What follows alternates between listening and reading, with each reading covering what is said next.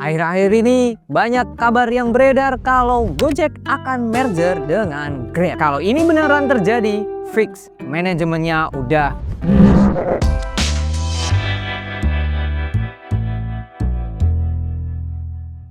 Gosip mencuat di mana Gojek akan merger dengan Grab. Terlepas dari banyaknya transportasi online lainnya, ada Bluebird, ada Maxim juga akhir-akhir ini, dan lain-lain. Tapi kita tidak boleh menutup mata kalau Gojek dan Grab itu dua raksasa yang bersaing di transportasi online. Kalau beneran merger, ini akan menjadi kekuatan yang luar biasa. Dari segi bisnis transportasi online sudah pasti akan menguasai. Akan tetapi di satu sisi bisa jadi juga tidak ada lagi promo-promo. Kenapa tidak ada lagi promo-promo? Ya ngapain promo-promo? Atau bisa dikatakan perang harga? Toh semuanya sudah tergantung dengan satu aplikasi saja. Kalau memang beneran merger. Jadi mau nggak mau pasti masyarakat akan memakainya. Kenapa ya? Karena sudah tergantung dengan aplikasi transportasi online yang satu ini, yaitu Gojek dan Grab. Akan tetapi aksi korporasi ini masih belum jelas beneran akan terjadi atau hanya drama saja yang kembali dilakukan oleh Gojek. Akan tetapi kalau beneran terjadi, wow, luar biasa sekali merger yang satu ini. Karena kabarnya Grab akan mengakuisisi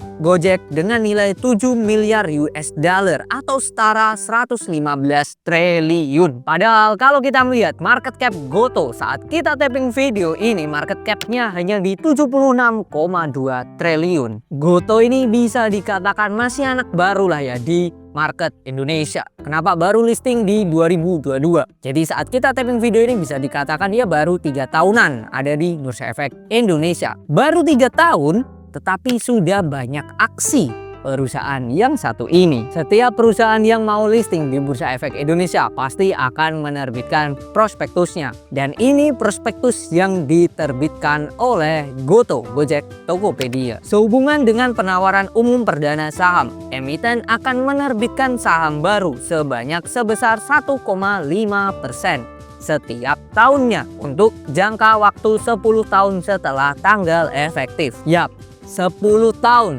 kalian tidak salah dengar. Jadi saat mereka awal listing sampai 10 tahun ke depan, berarti sampai 2032 mereka akan terus menerbitkan saham baru, di mana setiap tahunnya bertambah 1,5%. Artinya setiap tahun jumlah lembar yang ada di masyarakat itu akan terus bertambah. Menurut saya untuk awalan seperti itu udah gong banget perusahaan ini. Lalu di 2024 kemarin mereka akan melakukan buyback, which is good. Kenapa? Karena berarti manajemen menilai harga yang ada di masyarakat atau ada di pasar itu tidak mencerminkan harga sesungguhnya perusahaan. Tahu bahasa simpelnya, harga di market murah. That's why mereka melakukan buyback. Aslinya itu hal yang positif. Akan tetapi di aksi korporasi buyback itu, kalau kalian perhatikan di prospektusnya terdapat dua aksi korporasi. Yang pertama buyback dan yang kedua adalah private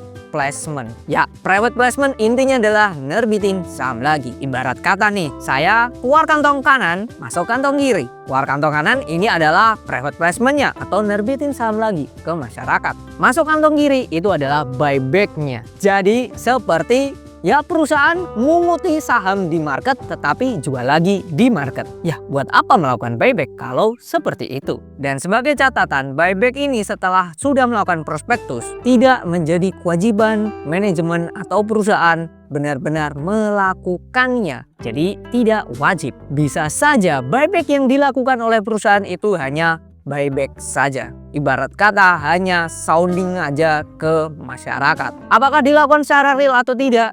Kalian bisa cek datanya sendiri. Untuk khusus 2024 kemarin bisa saya labelin aksi korporasi yang dilakukan Goto adalah pintar. Kalau berdasarkan laporan keuangan kuartal 1 2025, Goto ini pendapatannya dibagi menjadi 3 secara garis besar. Segmen trading, lalu ada finance dan juga ada e-commerce. Dari 3 sisi pendapatan, hanya satu menurut saya yang pendapatannya mengalami kenaikan yang signifikan, yaitu sektor finance, khususnya di pinjaman yang capai 763 miliar. Padahal di tahun sebelumnya hanya 284 miliar saja. Kalau segmen trading bisa dikatakan stagnan di situ-situ aja, di range 2,5 sampai 3 triliun rupiah. Kalau kita melihat dari awal GoTo, di mana prospektusnya masyarakat itu masih di bawah 70%.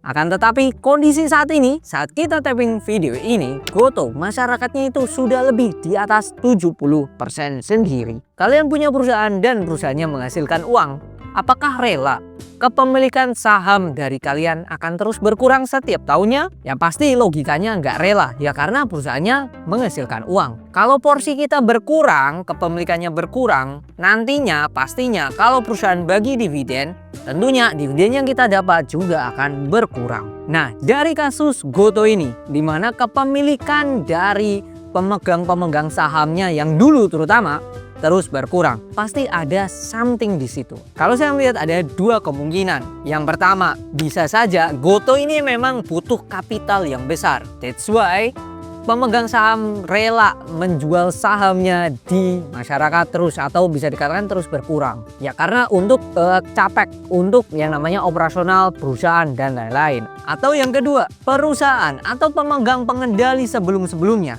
sudah bingung caranya cari duit dari bisnisnya. That's why daripada tidak berguna, sahamnya dijual saja dan menjadi yang namanya duit. Jadi kesimpulannya, menurut saya pribadi, jikalau memang merger dari Gojek dan Grab ini terjadi, itu adalah bentuk manajemen dan pemegang saham-saham yang sebelumnya itu sudah give up, atau bisa dikatakan sudah menyerah. Lantas bagaimana kita mencermati aksi merger ini? Saya ada beberapa pandangan berdasarkan POV masing-masing. POV pertama sebagai customer, yang mana yang menggunakan aplikasi Gojek atau Grab itu sendiri. Bisa saja dengan aksi merger ini kan adanya kapital yang gede nih, yang namanya tadi ya 100 berapa triliun, bisa saja itu digunakan untuk promo-promo lanjutan, dan itu pasti akan berefek positif kita sebagai customer.